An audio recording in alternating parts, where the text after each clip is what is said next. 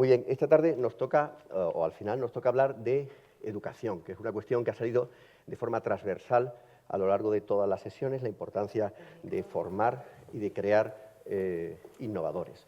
No vamos a hablar de cómo crear innovadores, a mí me encantaría poder clonar a los anteriores innovadores, mientras que no podemos clonarlos o mientras ya no deciden cómo clonarse a sí mismos, tenemos que ver cómo promover la educación de calidad, que tenga que ver también con generar emprendedores e innovadores. De eso vamos a tratar hoy, entonces, y vamos a tratar, para eso, traeremos con nosotros a Eduardo Gamero, que es catedrático de Derecho Administrativo, Eduardo, de esta universidad. Bienvenido. ¿Qué tal? ¿Qué tal? Buenas tardes. Y además es impulsor de un grupo de trabajo sobre metodología e innovación docente en el Derecho Administrativo. También está con nosotros Álvaro Oliver, que es coordinador de enseñanza obligatoria y posobligatoria de ACE. Muy buenas, Álvaro. Hola, buenas.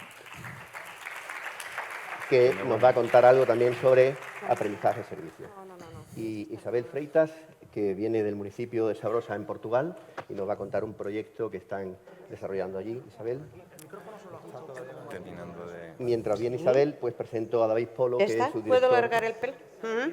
de investigación del CEU de San Isidoro, adscrito a la Universidad Pablo Lavide. David. Sí, claro. Ahí te tengo, o sea que ya te pasaré mi teléfono para cualquier cosa. A diferencia de la mesa anterior, como veis, van a estar...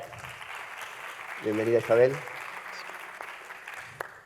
Van a estar los ponentes aquí desde el principio y tenemos una hora, tenemos 3 horas, vamos a ir pidiendo ya las pizzas.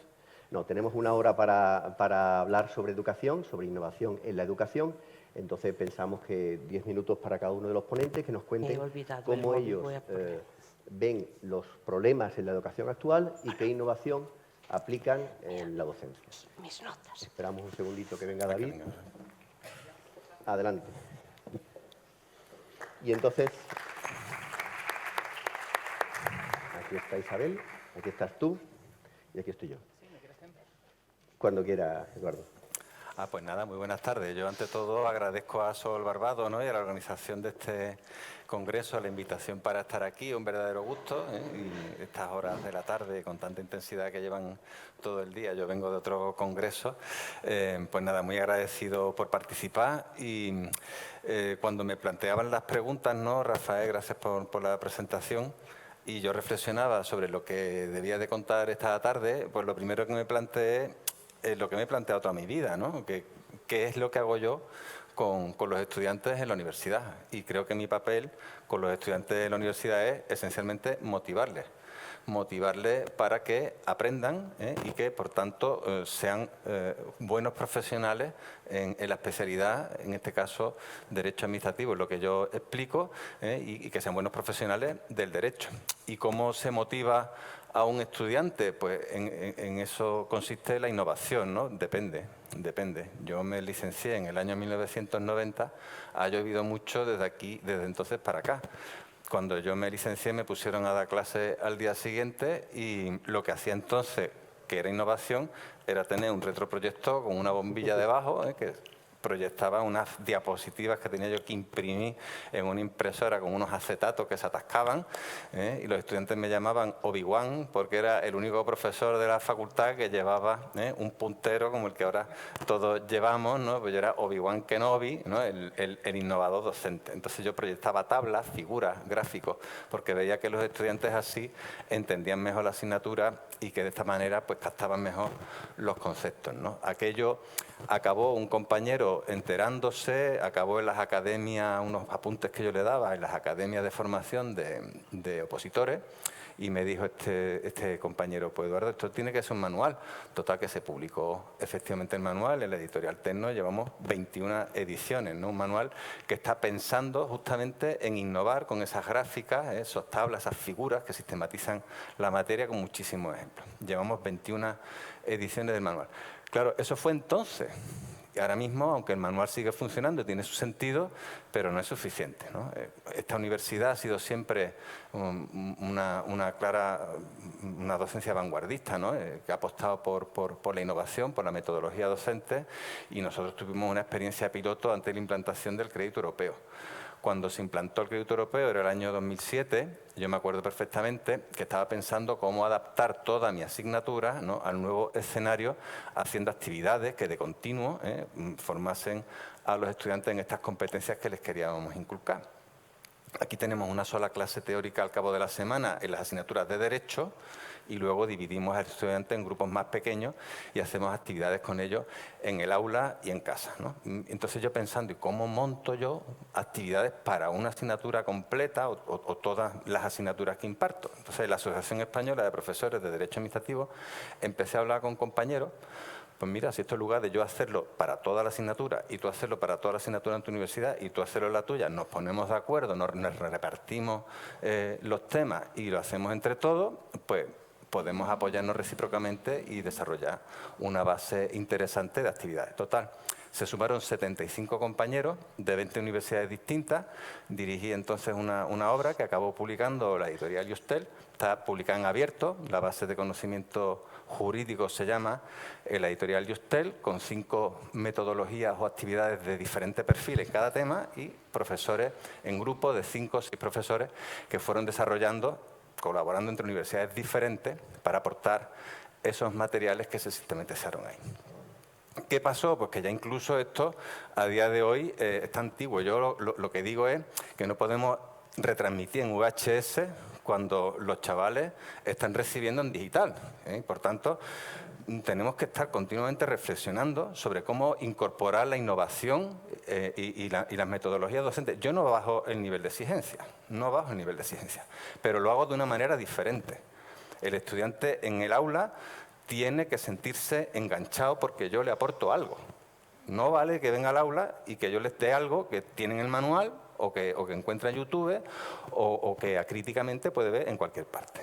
Cómo hacer crecer al estudiante en el aula. Total, que en otra asamblea de la Asociación Española de Profesores de Derecho Administrativo, reflexionando sobre estas cosas, les dije a mis compañeros, bueno, pues deberíamos de montar actividades y realizar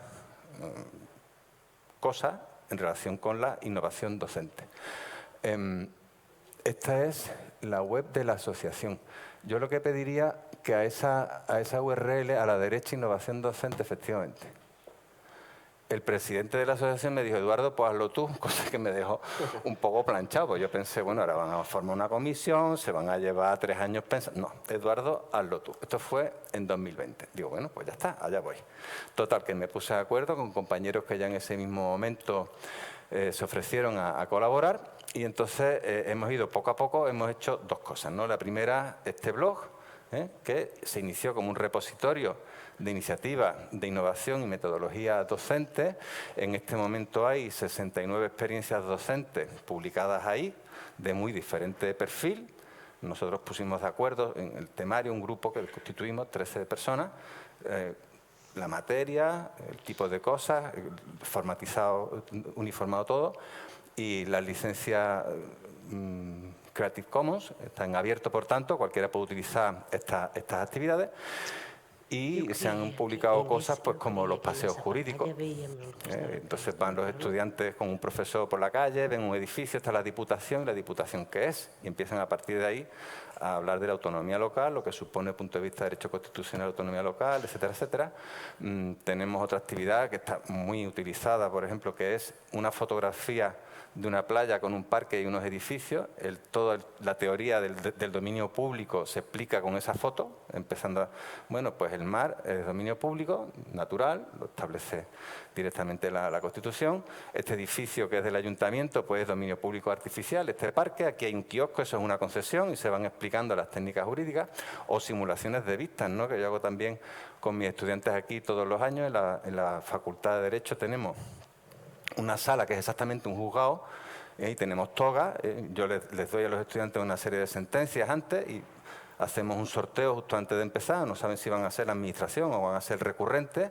Ellos saben poco más o menos qué tipo de problema les voy a plantear en el litigio y hacemos una secuencia completa de un pleito en el que, ya digo, sorteo, pues Vosotros sois parte demandante, situáis aquí a mi derecha, vosotros sois la administración pública, os situáis aquí a la izquierda. Señor Martínez tiene la palabra para defender el contenido de su demanda, bla, bla, bla. Se tienen que dirigir a mí como señoría, que es el lenguaje procesal. Empezar diciendo con la venia, que es lo que se dice en el foro, y cuando hablan así, para los compañeros, digo, está usted luciéndose mucho, pero aquí la sentencia la pongo yo, si no me convence a mí, pues tiene usted poco futuro, ¿verdad? De lo que se trata es de que me convenza a mí, que soy el que va a poner la sentencia. Bien, hicimos, como digo, esta actividad, se puso en marcha el repositorio en el año 2021, tiene más de 10.000 usuarios únicos, y solo el último año se han descargado 765 documentos. Quiero decir que tenemos fama, los juristas de casposos, ¿no?, de antiguos y de poco innovadores. Parece que mis compañeros de la profesión están utilizando esta. Y luego, pues también como pasos siguientes, pues estamos organizando unas jornadas de metodología e innovación docente, ¿no? Pensamos que hacerlas, digamos, transversales, con didácticas generales, aportaba poco, que era más enriquecedor hacer unas jornadas específicas de derecho administrativo. Entonces llevamos celebradas 3, en las primeras hubo 50 profesores, en la segunda 60, en la tercera, que ha sido en Córdoba el mes pasado, en septiembre, pues ha habido 85 colegas venidos de todas partes de España, y ahí tenemos un primer tramo con una ponencia y comunicaciones. Tenemos un segundo tramo con 2 sesiones de exposición de experiencia docente. La gente explica lo que ha hecho, graban podcast, graban programas de radio con entrevistas, aquí en la radio UPO se ha hecho eso, toda serie de cosas. Y luego tenemos una tercera parte, un taller, para que nosotros mismos nos enseñen cosas que podamos aplicar en metodología docente. ¿Es suficiente? Pues no. Digo que esto todos los días es nuestro trabajo, tenemos que preocuparnos de formar a los estudiantes, de estimularlos. El mundo está lleno de experiencias atractivísimas. Yo comprendo que estar en un aula es una cosa muy triste y creo que nuestra obligación es hacérselo divertido y que aprendan. Ahora, repito, soy muy duro, Luego exijo mucho a los estudiantes porque también me exijo mucho a mí mismo. Sin embargo, el año pasado no puse un solo suspenso. Trabajaron muchísimo, brillantemente, y tuve la satisfacción, que para mí un aprobado es una satisfacción, de poner muy buenas notas.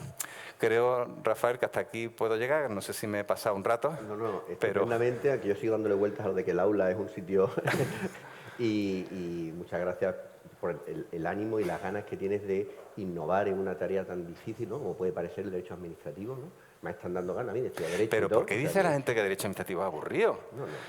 Las aguas, los montes, las minas, la pesca deportiva, es que toda la sociedad se regula por el derecho administrativo. ¿Qué pasa? Que en la universidad explicamos la parte coñazo del derecho administrativo, la ley de procedimiento común, la ley de la jurisdicción contenciosa, la ley de bien, la parte aburrida. ¿Qué hago? Pues continuamente ejemplo. Cuando explico contratos, tema endiablado, la 4ª parte del gasto público se va en contratación pública.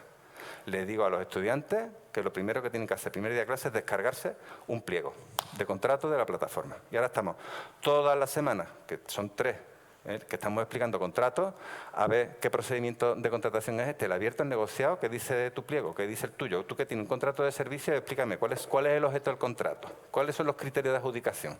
Y vamos viendo sobre el material las cosas. ¿Se entusiasman? Pues sí. ¿Qué cuesta? Pues sí. Pero probablemente es lo que acabas de decir, ¿no? La primera labor del docente es encontrar, la capacidad de motivar a los demás. Y esa parte es la primera innovación, ¿no? Es decir, cómo conseguir año tras año, viendo alumnos cada vez más jóvenes y con unos esquemas mentales diferentes a los nuestros, cómo encontrar la propia motivación para hacer atractiva y que ese aula sea un sitio donde apetezca ir, apetezca dedicarle un tiempo y esa es la primera, me parece, ¿no?, la primera innovación. Muchísimas gracias, Eduardo.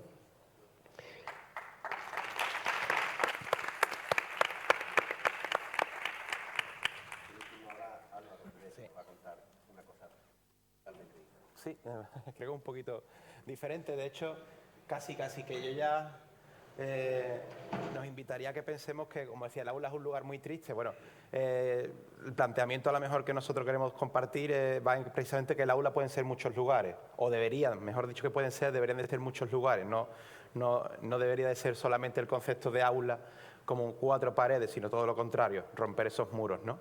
Entonces, bueno, que por cierto aprovecho para agradecer la invitación del ADME a ACES a poder estar aquí presentes hoy aquí. Cuando nos invitan y que con los compañeros pues soy yo la persona encargada de transmitir un poco aquí la idea que tenemos nosotros de compartir un poco aquí respecto a qué es innovación educativa, es una pregunta que creo que es bastante interesante, que nos hacemos todos los días los que estamos dedicándonos a la enseñanza, y eso de innovar exactamente qué es lo que es, porque aquí cada uno puede tener un concepto diferente de qué es eso de innovar, ¿no?, a nivel educativo. La innovación educativa, creo que para la mayoría de la gente, en un sentido simple, lo primero que se nos viene, incluso muchas veces a los docentes, es tecnología. No, la innovación es tecnología. De hecho, Eduardo acaba de comentar, ¿no?, pues una parte de innovación que era el uso de las presentaciones en su momento que hacía, ¿no? Y claro, efectivamente forma parte de la innovación, pues seguro. Gracias a cierta tecnología podemos hacer cosas diferentes que nos pueden ayudar a innovar. Pero también es cierto que el uso de tecnología no implica en sí mismo que yo esté innovando en nada. Yo puedo estar utilizando pues las diapositivas que tú utilizabas con un PowerPoint, que puede ser más bonito, pero el hecho de lo que yo estoy haciendo con esa información es exactamente lo mismo. No tenemos por qué estar innovando, he cambiado simplemente un recurso. Entonces, para nosotros la pregunta va un poco más en la línea quizá de, ¿y qué es eso de transformar la educación? ¿O qué es eso de transformar la enseñanza? Por ahí puede haber más preguntas interesantes, porque puede implicar no solo la parte tecnológica, que por supuesto, pero puede implicar otras muchas más cuestiones, ¿no? Y entonces, pues para empezar, a mí lo primero que se me viene, si yo empezara a hablar con alguien de innovación educativa, es dejar claro que la tecnología está ahí, evidentemente, no lo vamos a negar, pero tenemos que hablar de muchas otras cosas, ¿no? Entonces, ahora contextualizo un poco y explico, porque por suerte también tenemos la oportunidad de tener este foro para poder también comentarlo y hacer un poquito de pedagogía de ACES, ¿no? Y no es contextualizar porque sí, espero que lo entendáis ahora y lo tengáis claro. ACES Andalucía son los centros educativos de economía social que están en toda Andalucía y que estamos agrupados, asociados, ¿de acuerdo?, en torno a esta organización. Depende, hay centros que llevan desde 50 años, que algunos que han cumplido, pero la mayoría están rondando los 40 años y ACES, pues por eso decimos, lleva transformando la educación desde los principios y valores cooperativos desde que se fundamentó, ¿no?, desde que se creó. No hace falta tampoco que ese es un decálogo que, no sé si se llega a leer bien, tampoco es súper importante porque la idea yo también es un poco que transmitiros y resumiros de qué parte haces, ¿no? Y los centros educativos de economía social, las cooperativas de enseñanza en su mayoría, pues que, como decíamos, los mismos principios y valores cooperativos que de las empresas cooperativas, que son nuestros centros están formados por personas que son docentes, que han formado una cooperativa y que generalmente a través de un concierto educativo, aunque hay otro tipo de iniciativas también privadas, pero generalmente a través de un concierto educativo pues desarrollan un servicio público a la comunidad, ¿no? Como podría ser pues otra parte de los sistemas de los centros públicos que son gestionados por el Estado, pues están nuestros centros que son centros públicos de servicio público, aunque son gestión privada. Pero claro, cuando nuestras cooperativas, con esos principios y valores, montan su modelo educativo y montan su proyecto educativo, beben de toda esa economía social. Beben de que somos centros abiertos al barrio y a la comunidad. Beben de que la educación del alumno está basada también en la parte emocional, personal, no solamente en el conocimiento, ¿no? Beben de que tienen que ser centros abiertos, inclusivos, conectados con la realidad, que están en continuo cambio, que están innovando, que generan un proceso siempre, como en nuestras empresas, de evaluación continua. En fin, una serie de cuestiones que para nosotros se convierten básicas en nuestra forma de entender la enseñanza.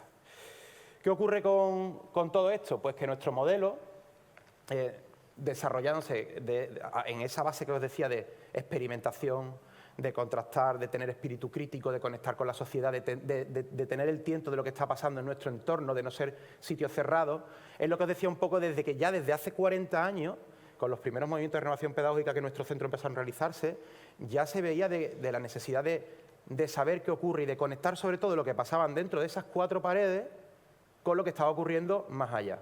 Y no solo más allá en el patio, no solo más allá en el barrio, sino más allá desde ahí, desde una perspectiva local a una perspectiva global, ¿vale? Entonces, en los últimos años, todo nuestro modelo educativo y nuestro proyecto ha ido viendo que nuestra conexión, y que era un poco también la idea de lo que queríamos trasladar aquí hoy, que nos parecía muy interesante, porque tampoco es una metodología que por suerte sí se está avanzando mucho, pero que todavía tiene mucho por conocerse y por descubrirse, pues que nuestro modelo ahora más que nunca nos invitaba a innovar a través de proyectos de aprendizaje de servicio. Un proyecto de aprendizaje de servicio, de una manera muy resumida, es cuando el alumno aprende objetivos y conocimientos curriculares realizando un servicio a la comunidad. Son proyectos, es como un aprendizaje basado en proyectos, solo que ese proyecto tiene que estar conectado, pues como lo decíamos, con un servicio a la comunidad, con agentes sociales. Y entonces el profesor se convierte no solo en una persona que transmite una serie de conocimientos o de enseñanzas, sino que se convierte en ese puente guía que conecta al alumno con realidades que descubre y que a través de lo que tiene que aprender lo aplica en un contexto real. ¿Vale? Esto, evidentemente, le da también mucho más sentido a que estemos hoy aquí, creo yo, porque estamos hablando de un congreso de innovación social. Estamos hablando de un congreso, de una participación ahora mismo de innovación educativa, pero es que al final aquí en nuestro modelo de enseñanza que trabajamos, lo educativo y lo social es súper permeable y se conectan de una manera, bueno, pues muy potente, ¿no? Entonces, el aprendizaje de servicio, pues como decía, es que está lleno de una serie de aprendizaje, de las habilidades blandas, ¿no?, de las que se habla ahora, ¿no?, de esos aprendizajes transversales que se hablaban antiguamente, ¿no?, de ese currículum transversal. Solo que lo primordial de un proyecto de aprendizaje de servicio y que se plantea que trabajamos como elemento metodológico y herramienta pedagógica es que antiguamente, los valores se han trabajado en los colegios toda la vida, ¿vale? No es novedoso en ese sentido. El tema es que siempre era algo paralelo, era un currículum paralelo a lo que el profesor hacía. El profesor tenía que evaluar las matemáticas, o tenía que evaluar la lengua, o tenía que evaluar el conocimiento de historia de un alumno. Y después hacía una serie de actividades más de valores y más, que las hacía con el alumnado, y después de cada profe, depende de cada modelo, de cada colegio o de cada centro, pues tenía su ideario, ¿no?, en los que trabaja una serie de proyectos más transversales, más de valores.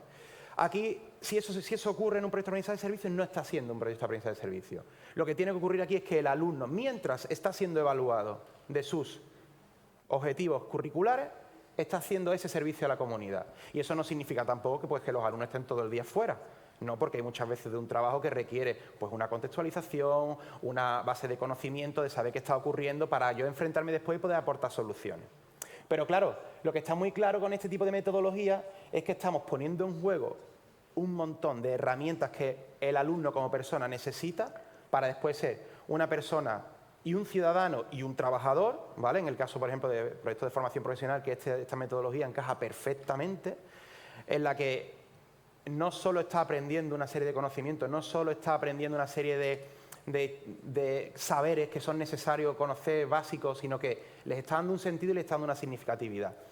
Pongo algunos ejemplos. Ahí hablamos de una serie de palabras que son palabras clave que engloban todo lo que sería aprendizaje de servicio, pues como es la participación, la solidaridad, el emprendimiento desde una perspectiva social, que para nosotros es súper importante, como economía social y cooperativas que somos, una actitud crítica en torno, pero es que cabrían cientos y miles de palabras, porque al final estamos hablando de que un alumno, cuando realiza un proyecto de este tipo, está planteando una serie de soluciones a problemas, después de haber precisamente, pues en muchos casos, haber detectado ellos mismos esa necesidad o esas necesidades que ellos han pensado que están ocurriendo, que incluso algunas veces te sorprenden a ti como profe, que tú no las habías detectado. Y ellos mismos están siendo los que plantean con esos conocimientos con los que están desarrollando su aprendizaje curricular, cómo pueden ser parte de la solución. Esto evidentemente implica que el alumno, a ver, esto no es magia, pero el alumno ya sabe que lo que se le está enseñando tiene un sentido y tiene una significatividad, la está conectando, rápidamente está viendo que esto que está aquí en el aula ocurriendo no viene y ya está, mañana lo cuento, lo suelto en un examen, lo suelto en un trabajo y se acabó. No, está viendo que eso tiene una consecuencia después en personas de incluso su entorno y que incluso con lo que él ha aprendido y ha desarrollado ha hecho que la vida de algunas personas, no en el aire, Antonio, Manuela, Joaquín, sé que ha ayudado a cambiar la vida de esa persona o a mejorar, no a cambiar a mejor la vida, pero a mejorar lo que esa persona necesitaba, esa necesidad. Nos ayuda a ser mucho más conscientes de nuestra realidad. Ya me estoy acabando, ¿no? Vale. Pues voy cerrando. Entonces, claro, es que yo aquí podría estar bastante más de 10 minutos contando el aprendizaje de servicio. Pero bueno, toda esta serie de elementos se articulan, ¿no? Y entonces, bueno, pues ya simplificando, porque al final también sería un poco después ver que no solo hay muchas entidades que estamos trabajando en este proyecto, en este modelo, perdón, de de metodología de trabajo en el aula y a través de diferentes proyectos, pues como tenemos enlaces con proyectos europeos, con otras entidades, con la Red Andaluza y con la Red Española de Aprendizaje y Servicios, estamos conformando pues cada vez más herramientas para que podamos divulgar esta metodología y sobre todo que llegue pues a los máximos profesores posibles y también a los alumnos, que tienen que hacer un trabajo de entender que ya no son sujetos pasivos, que se les cuentan cosas y las aprenden, sino que son actores principales y que son ellos los que tienen que ponerse a la acción, ¿de acuerdo? Y bueno, ya está, rápidamente.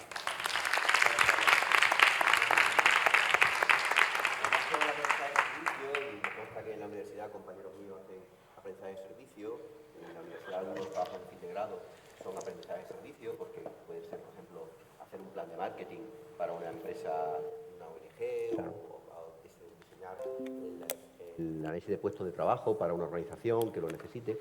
¿Puedes ponernos algún ejemplo de cómo puede un alumno de bachillerato dar un servicio concreto a la comunidad cercana? ¿De qué estamos hablando? Me resulta más fácil ponértelo en formación profesional porque soy docente de formación profesional de FP Básica y bueno, me sale más fácil y te lo puedo contar mejor.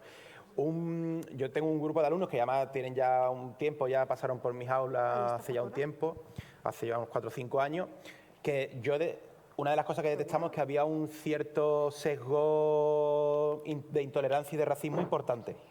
Entonces, bueno, una de las cosas que nos propusimos fue decir, bueno, vamos a mostrarles la realidad de personas migrantes que vienen a nuestro entorno, que son vecinos de nuestra ciudad de Dos Hermanas, en este caso nuestro colegio está aquí en Dos Hermanas, y bueno, y que también a través de un trabajo y unos objetivos curriculares de lengua, de la parte de lenguaje dialogado, de entrevistas y demás, que tenemos que trabajarlo en el aula, pues que sea una forma de que se pongan también en la situación de otras personas. Y ya te digo que esos chicos tuvieron unas reflexiones, porque después les pilló el COVID y tuvimos que terminar el proyecto haciéndolo de manera online y virtual, y tengo una serie de reflexiones guardadas de ellos, de cómo ellos se habían dado cuenta de que muchas cosas que habían escuchado, que les habían dicho, incluso que habían entrado en conflicto con lo que le decían en su casa. Oye, que eso es potente, que lo que te dice tu padre y tu madre, en principio eso es muy fuerte, y que se daban cuenta, porque ahora ya le estaban poniendo nombre, apellido a personas, historias de vida, que ya antes eso era difícil no tener una opinión propia crítica. Y ellos, de hecho, por lo menos dudar de lo que había claro, recibido. Efectivamente. Entonces, fue un proyecto muy bonito, fue de los primeros proyectos así de aprendizaje de servicio interesantes, ya así muy potentes que hicimos en nuestro centro, y la verdad que el resultado, bueno, pues yo como mínimo digo que aprendieron la misma lengua que habrían aprendido de otra manera como mínimo, pero yo creo que muchísimo más porque la motivación era mucho mayor, veían que lo que estaban haciendo tenía un objetivo, servía para algo, y además que no era el objetivo que yo estaba evaluando, pero en ese caso también pudieron conocer una realidad que estaba en su entorno cercano y pudieron pues desmitificar ciertos bulos o ciertas cuestiones que les llegaban por otro sitio. Además, en lo que dices respecto a la motivación, me consta que aquí en esta universidad se están haciendo experimentos, que en una asignatura se está trabajando con aprendizaje de servicio y otras sin aprendizaje de servicio, la misma asignatura, y los resultados a nivel motivacional del alumno son espectaculares cuando se trabaja con aprendizaje de servicio, porque el alumno está viendo cómo eso se está aplicando, esa teoría se está aplicando y está generando un servicio. Muchísimas gracias. Hemos visto ahora mismo ya metodologías docentes, innovación en metodologías docentes, también innovación en estructuras docentes, ¿no? Porque la economía social es también una innovación, por así decirlo, aunque lleva muchísimos años, pero sigue siendo minoritaria.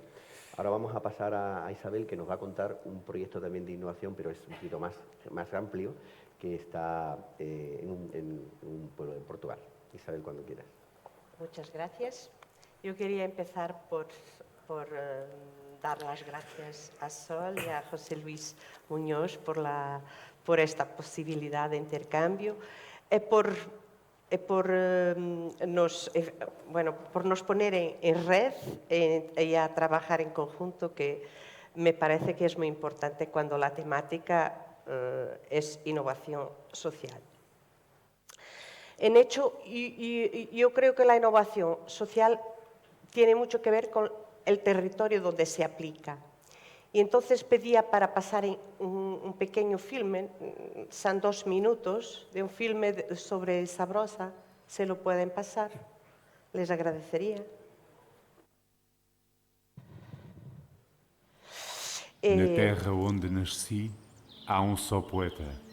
Perdão? Os meus versos são folhas dos seus ramos. Quando chego de longe e conversamos, é ele que me revela o mundo visitado.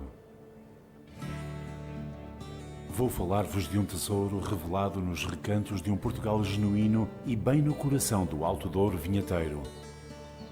Bem-vindos a Sabrosa. Um destino onde a poesia das paisagens e dos lugares acontece.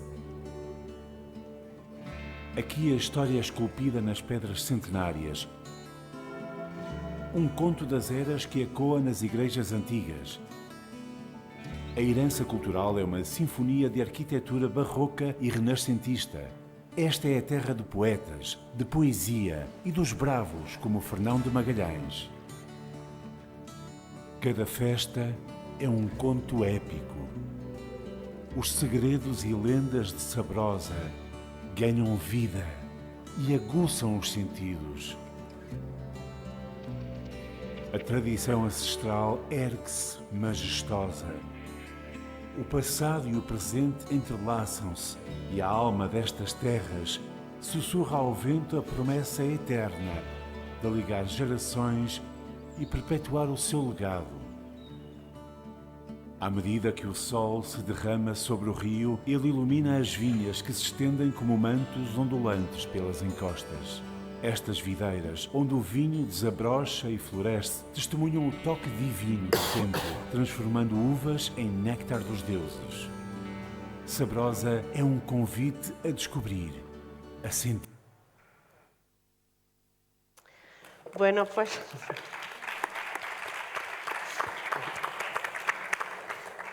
Gracias. Era solamente para enseñar el territorio más bonito del mundo, o sea que creo que tengo aquí mi teniente alcalde, creo que no va a decir el contrario, o sea que, bueno, es un territorio muy bonito, pero con algunos problemas. Esto yo quería un poco enseñar porque una de las bases de la economía local es la producción de vino. Y entonces, para las viñas hay los propietarios y los trabajadores. Esto bueno, implica desigualdades sociales bastante importantes y entonces hemos tenido un gobierno en 2021 que, muy preocupado con esta realidad, tuvo una idea de hacer para los municipios,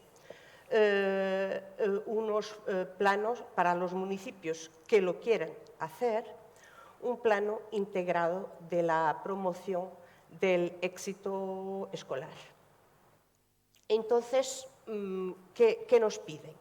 Bueno, Sabrosa, como se imaginan, y en eso Eduardo y Álvaro me han facilitado mucho las cosas, porque obviamente que tenemos muchas preocupaciones con el desarrollo sostenible y también alineamos los programas con la Agenda 2030 y con los 17 ODS.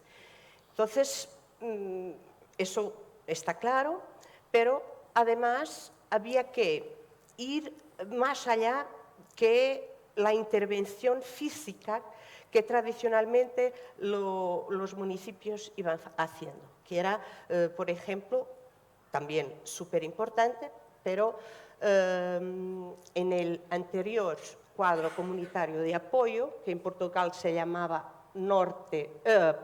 Portugal 2020, ahora se llama Portugal 2030, creo que es el vuestro Next Generation 2030, ¿no?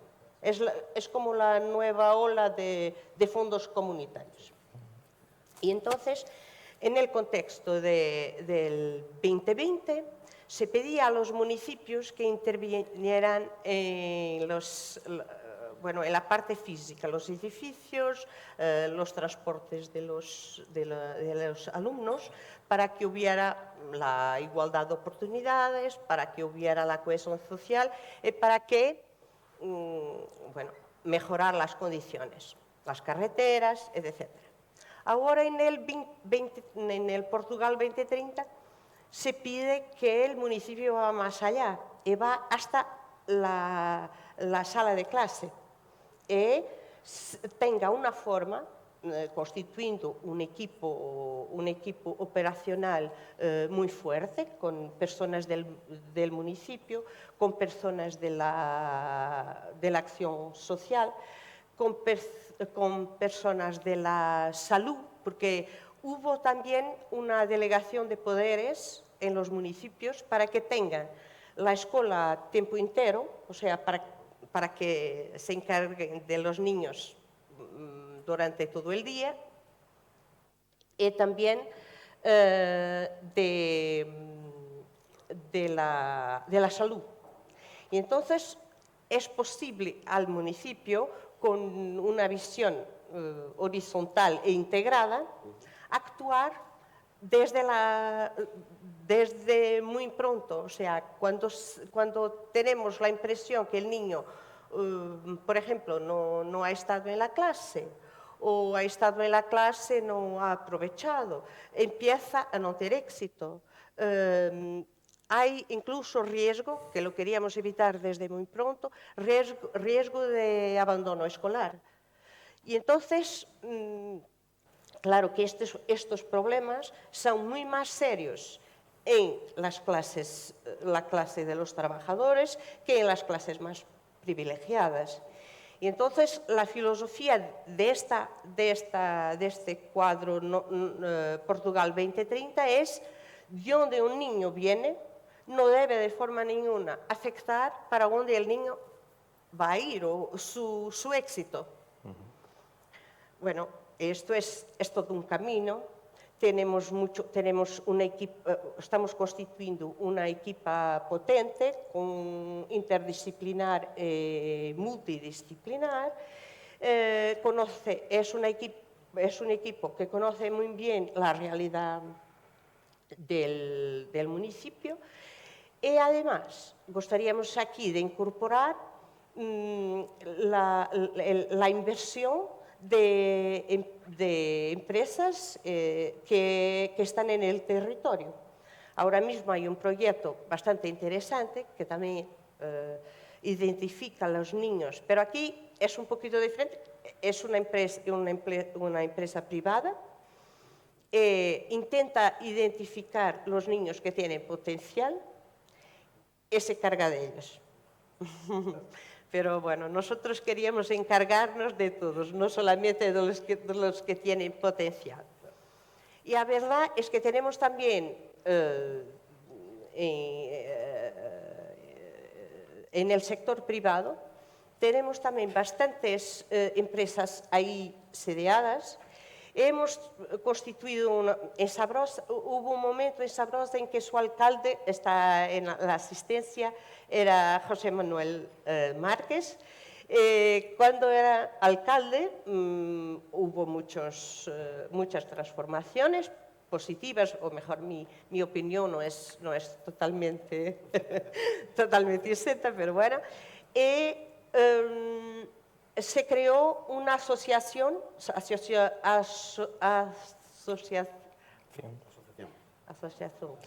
Sabrosa Douro 21, que es un conjunto de empresas, y que a lo mejor, escalando el ejemplo de Asociación Vagos Douro, que ya está en el terreno, podemos escalar y conseguir que las otras empresas tengan también aquí su inversión y bueno, su papel en la innovación social. Bien, muchas gracias. De nada.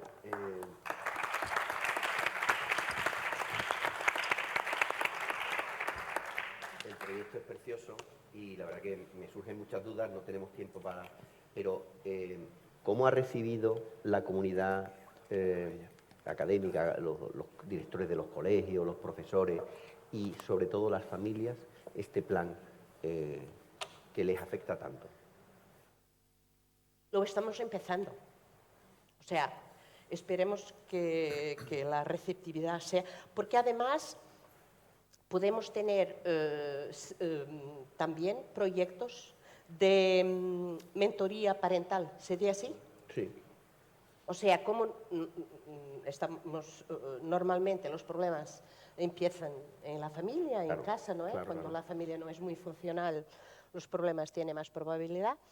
La verdad es que intentamos empezar ahí. Trabajando con los padres, ¿no? Sí. Mentoría paterna, ¿no? Proyectos como lo que habló Álvaro, de poder dar formación también a las familias, e incluso poner la parte social hablando con el médico que es de familia, que sabe lo que pasa en la familia. O sea, queríamos crear un movimiento que realmente fuera imposible de no dar fruto. Qué bonito. Muy bien, muchas gracias. Estamos pendientes de que nos vayáis contando los resultados del proyecto. Te lo prometo. Bueno, hasta ahora hemos estado trabajando sobre cómo las personas podemos innovar, ¿no? Pero ¿qué pasa? Que cuando la innovación nos viene, ¿no? Cuando los cambios no dependen de nosotros o no somos nosotros los que estamos innovando. Es un tema que también da, pues, yo creo que para un congreso entero, ¿no? Aunque todos estos temas se podrían desarrollar. Y algo de esto nos va a contar David Polo, ¿no? Que es su director de investigación del Centro Universitario San Isidoro, adscrito a esta universidad.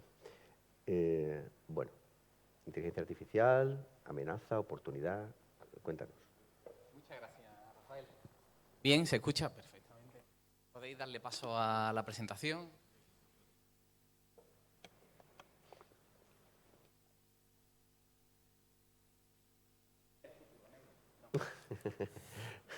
Bueno, ya estáis viendo aquí cómo vuestro nuevo profesor está apareciendo en pantalla. Algunos ya utilizan alguna inteligencia artificial, como la primera que pegó el puñetazo a la mesa, ¿no? Sería ChatGPT. Y nosotros la conocemos, OpenAI, compra 20.000 millones de dólares, Microsoft, bueno, compra una parte, puede utilizarla para Word.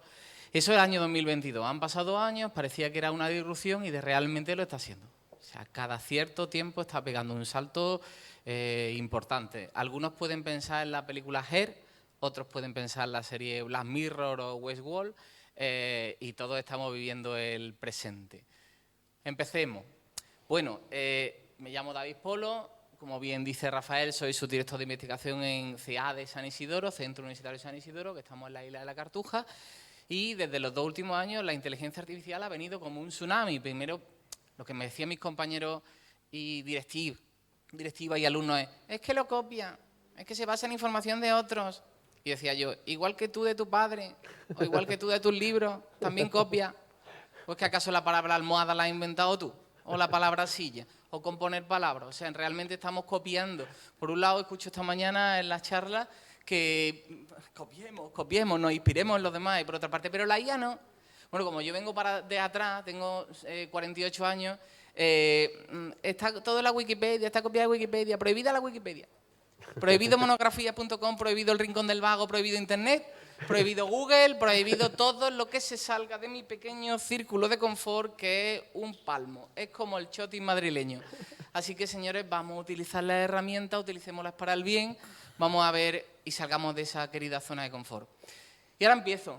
Esto es un preámbulo. Primero, gracias José Luis, que te habéis visto por arriba, gracias Sol, gracias Lasme, gracias Adolfo, gracias a las autoridades que han venido esta mañana pero ya han desaparecido, gracias al profesorado que está aquí presente, gracias al alumnado, al PDI, que sabéis lo que significa, ¿no? Personal docente investigador, y gracias a ese nombre que tenéis ahí que se llama PTGAS, que ha llegado a nuestras vidas para quedarse y nos cuida mucho. Son el antiguo PAS, lo que pasa es que PAS significa personal altamente sensible, y han dicho no, gente diversa funcional, aquí no, son PTGAS, personal técnico de gestión y administración de servicios.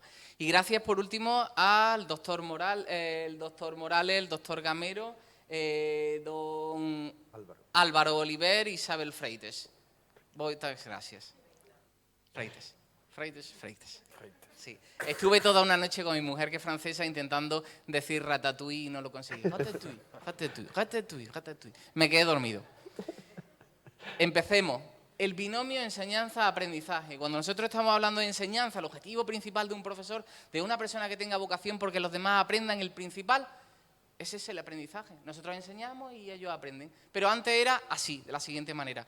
Había un anuncio de RBA Editores que decía: las rocas metamórficas llamadas comúnmente Cornubianita, Gutiérrez, que le veo, e iba paseándose, lo recordarán los más viejunos, los boomers,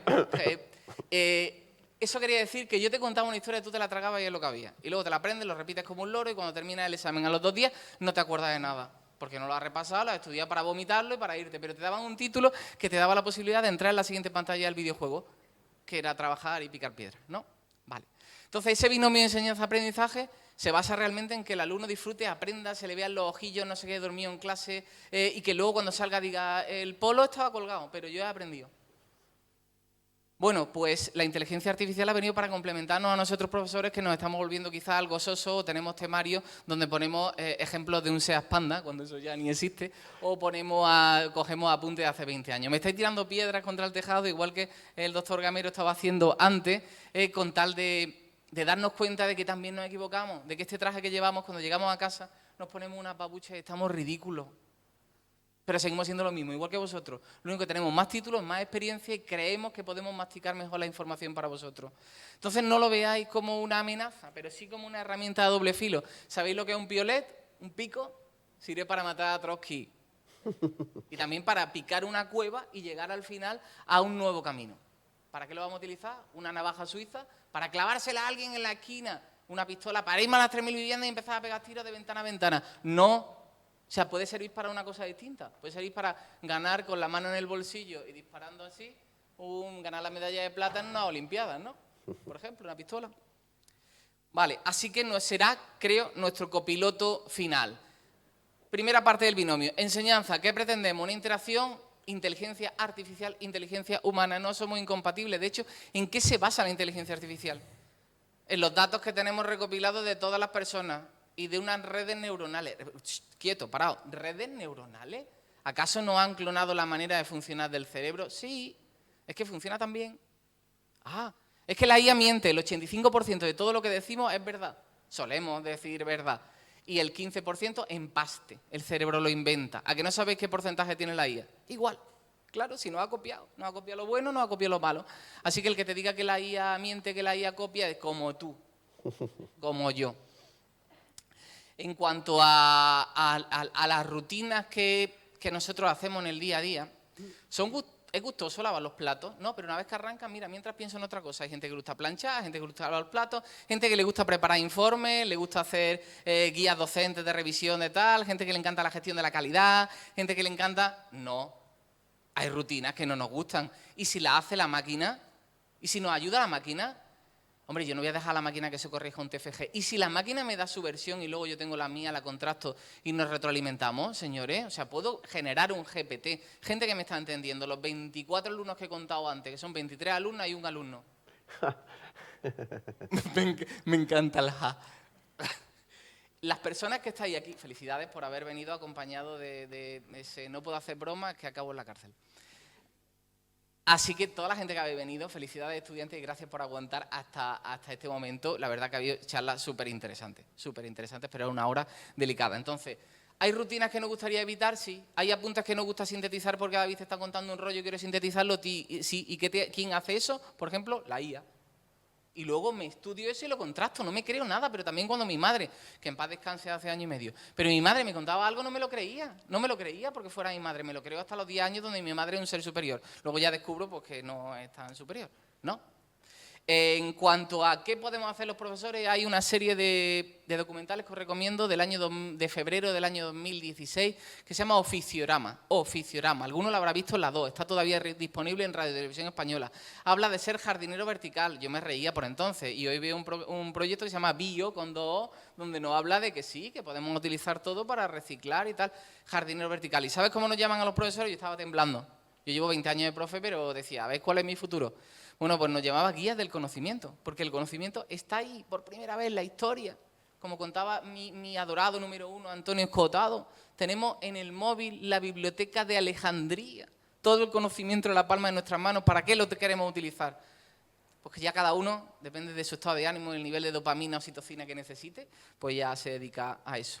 Así que, señores, desarrollemos la soft skill, que de momento hasta la IA nos dice, ¿cuál es el futuro de la humanidad? Y dice, desarrollar las habilidades blandas, porque el resto, la inteligencia artificial, gracias por dejarnos un huequito todavía, ¿no? Vale, en cuanto a la segunda parte del binomio, el aprendizaje, Primero la motivación.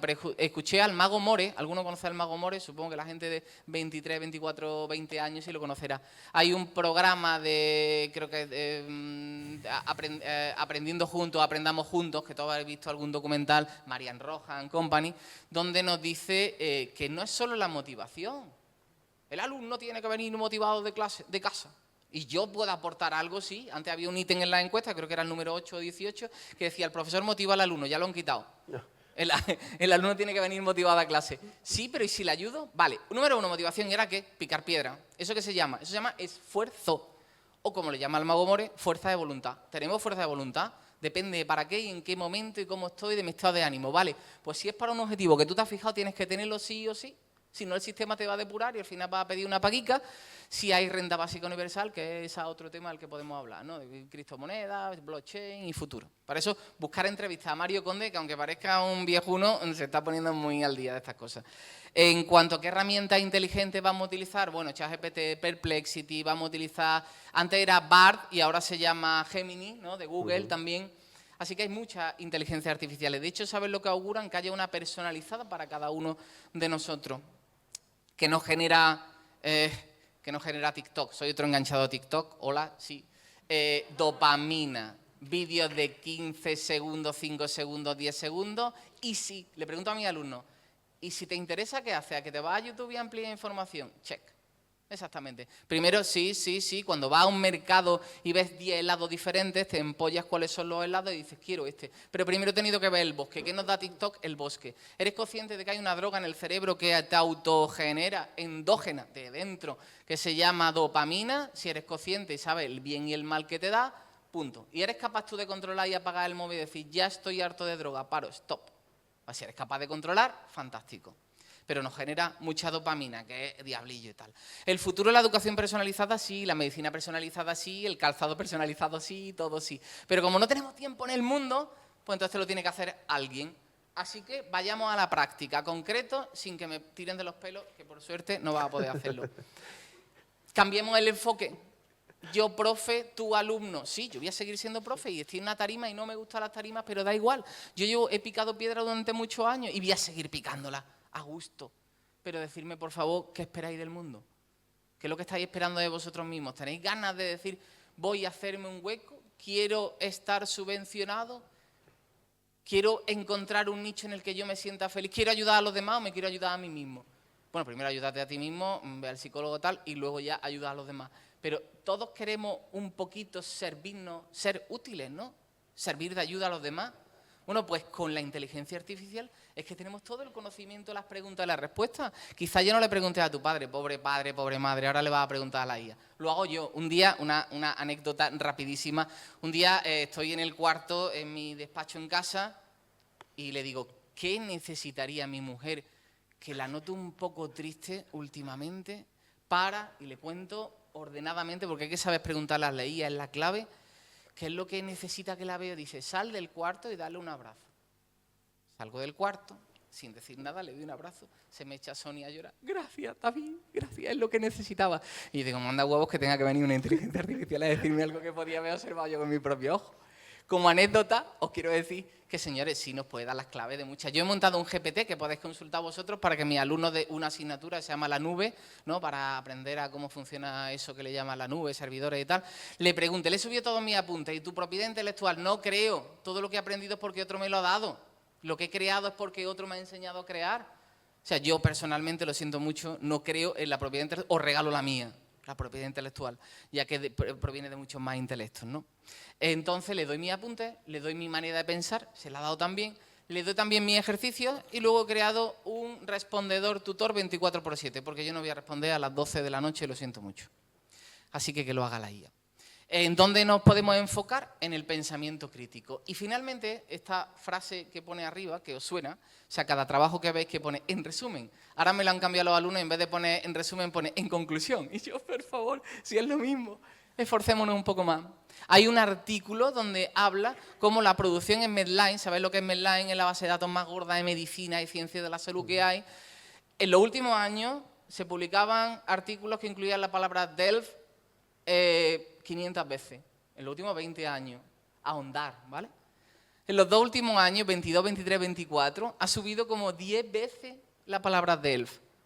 Hay palabras como ahondar, es importante, interesante, en resumen, que son propias de la IA, son generalidades, son vaguedades. Bueno, significa que los médicos super top que han tenido un 13,85 en selectividad, que luego se curran, utilizan la IA y se le corrige su trabajo, sí. Igual que hay gente que en pandemia daba las clases en calzoncillos con la camisa hasta aquí porque solo se le iba a ver el cuerpo. Sí, señores, admitamos que también somos humanos y hacemos cositas que no se debe. En resumen, cruzar el deseo con la realidad, asumir la realidad. Podemos estar en un periodo preguerra, bueno, puede pasar. No digo que compráis oro o plata, pero bueno, comprad Bitcoin. Por otra parte, nuestra correlación de fuerza es poquita. Sin embargo, sí tenéis fuerza como sociedad para protestaros, para cultivaros más, ahondar más en el conocimiento. Contaba Mario Conde, no es época de adaptarse, es época de adelantarse. Yo intento una vez a la semana leerme 2 periódicos, dos periódicos de propaganda, igual que la propaganda española, pues tenemos la propaganda china, el China Today, el China Daily y el India Today. Son los periódicos del régimen, ¿vale? Para saber cómo van esos 2 paisillos de 1.400 millones de personas que van a dominar el mundo los próximos 20 o 30 años, porque el imperio se cae. Realidad, deseo. Así que también estudiarlo por si acaso viene. Luego trabajar como mente colmena. Decía Jodorowsky, disolver el ego. Bueno, no del todo, pero sí tener en cuenta que somos equipo. Y somos fuertes porque soy equipo, los 24. 23 más 1, equipo. Y aparte el deseo individual, pero soy grupo, que tenéis mucho poder. Y señores, pongo esta foto de cierre porque no debemos olvidar de que no somos igual que la cultura oriental, no miramos a 50 años. Somos cultura mediterránea, de estar en la calle, estar en los bares, reírnos, después de tomarnos unas copitas, dar una charla, retreparnos para atrás, que no nos lo quiten. Podemos adaptarnos, pero seguimos siendo mediterráneos desde fenicios y no decir tartesos históricamente.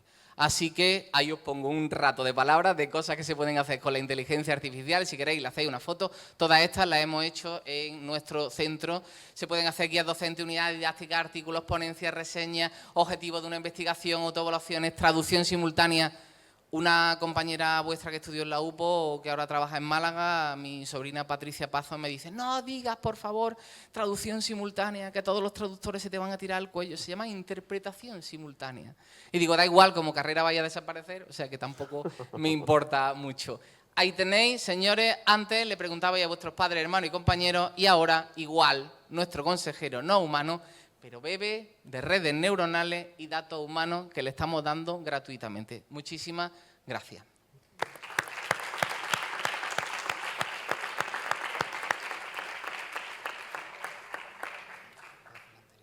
Has ido más rápido que mi cerebro. O sea, no, tienes tanta información que soy incapaz de procesarla. Tendré que preguntarle al ChatGPT que me haga un resumen de tu charla y que me dé alguna... En resumen. En resumen, en conclusión, ¿no? Bien. El reducto que espero que nos quede, ¿no?, de la inteligencia artificial es la creatividad. Yo espero que estamos hablando de innovación social, estamos hablando de innovar, ¿no? Me gustaría pensar que solo aprende de lo que tiene y que el salto somos los seres humanos los que somos capaces de darlo, ¿no? Y que por eso nuestra inteligencia natural siempre irá por delante y seremos capaces de diseñar un mundo mejor, pensar un mundo mejor y ser disruptivos como los emprendedores que se sentaron antes en estos sitios, que estoy convencido que ninguna inteligencia artificial sería capaz de imaginar. Vamos a llevarnos bien. Vamos a dejar que el mundo siga y dentro de 20 años nos volvemos a sentar aquí. Muy bien. Nosotros creo que estaríamos aquí muchísimo tiempo más. Nos encanta esto, aprendemos unos de otros y podríamos estar mucho más tiempo, pero no tenemos ese tiempo. No sé si tenemos tiempo para alguna pregunta del público y que me dicen que sí, pues ¿se le podría acercar un micrófono, por favor? Bueno, me parece que... Sí. Bueno, Hola. Mejorado. Saludar todos los presentes, felicitar a la organización y seguro que es un gusto estar acá y digamos con un panel abordando un tema que es crítico. es crítico y es el pilar, digamos, de todo el desarrollo, de toda la transformación social, que es la educación. La educación es el pilar de una sociedad, el pilar transformador. Y aquí se ha hablado, digamos, de algunos aspectos que me parecen muy importantes. Nomeadamente la cuestión de la educación, el enseñanza-aprendizaje, y se ha aquí reflexionado, y bien, que todo esto solo hace sentido si tiene significado. O sea, el aprendizaje hay que desarrollar todo un proceso que tenga significado. Y solo así se desarrolla todo un proceso de enseñanza-aprendizaje, en que el profesor tiene aquí un papel importante, pero de facilitador, de motivador. Pero el agente del proceso son los alumnos. Y esos son los representantes de la comunidad en la sala, en la clase. Ellos comportan todos los problemas de la comunidad. Y por eso todo el proceso de enseñanza-aprendizaje tiene que ayudar a interpretar digamos, el entorno en que viven. Y a ser críticos, reflexivos. Y por eso el profesor va a ser el guía que le va a orientar todo un proceso en que van a desarrollar los instrumentos de ese aprendizaje, los instrumentos de comunicación, los instrumentos, digamos, de cálculo, de ciudadanía, de reflexión, de interpretación y todo eso. Y así, a los varios niveles de enseñanza, a través de una enseñanza que tiene que crear comunidades educativas a lo largo de la vida. Lo que hemos mirado aquí, grupos de trabajo, de biotecnología, ¿qué es eso? Comunidades aprendentes. Son comunidades, son grupos de personas que se juntan para reflexionar sobre un problema que hay en la comunidad y la sociedad, por un problema de desarrollo. Esto se pasa a los niveles y a toda la maturidad, digamos, de todo el proceso de enseñanza. Cuando aquí se habla de los aspectos jurídicos y todo más, se están desarrollando, sea en la universidad, sea en la escuela, comunidades aprendentes. Esto es un proceso esencial. Imagina que son políticos, por ejemplo, de un ejecutivo municipal, de un ayuntamiento. Imagina la capacidad y digamos que en el proceso reflexivo, interpretativo y de desarrollo de enseñanza, aprendizaje, de investigación, acción, que estos políticos tienen esa sensibilidad de colocar y buscar los expertos que en su entorno van a ayudarlos a reflexionar la realidad que tienen y la realidad que es necesario transformar. Esto es un proceso innovador, sea después auxiliado por la inteligencia artificial, por las nuevas tecnologías o no. Porque el problema es cuando la educación y la educación-formación crea asimetrías. Y la importancia de la educación y sobre todo la innovación educativa es que combata estas asimetrías, creando gente, creando alumnos, creando agentes.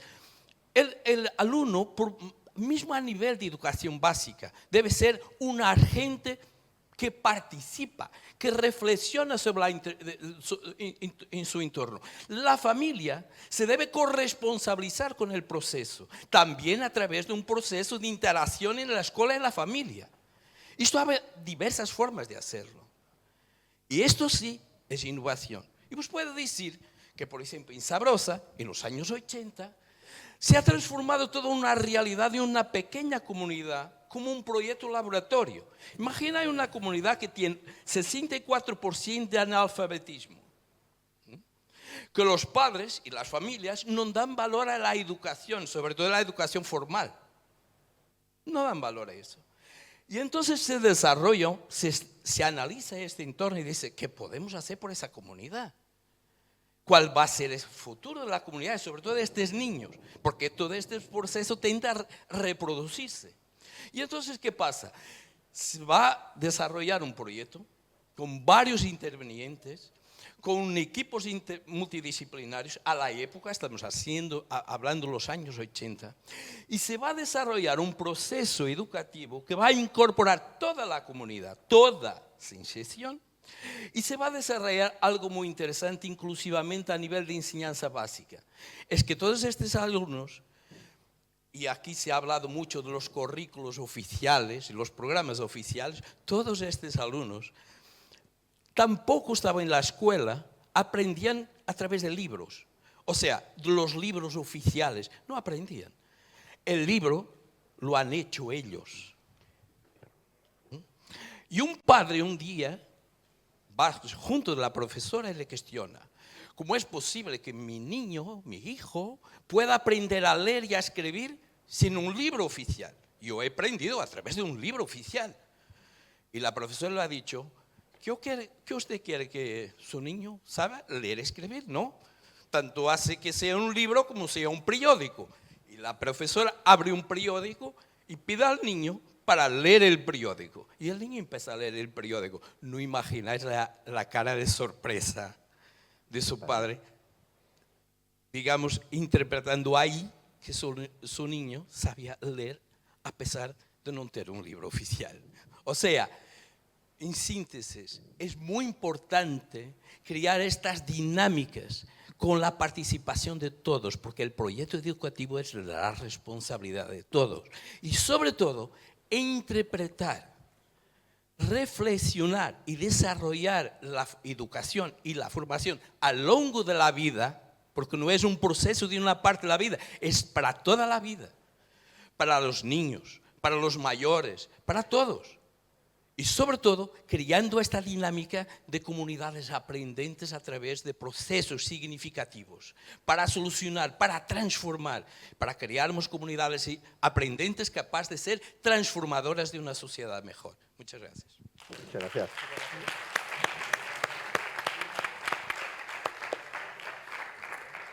Sol, ya sabemos quién va a estar aquí en la próxima mesa de educación.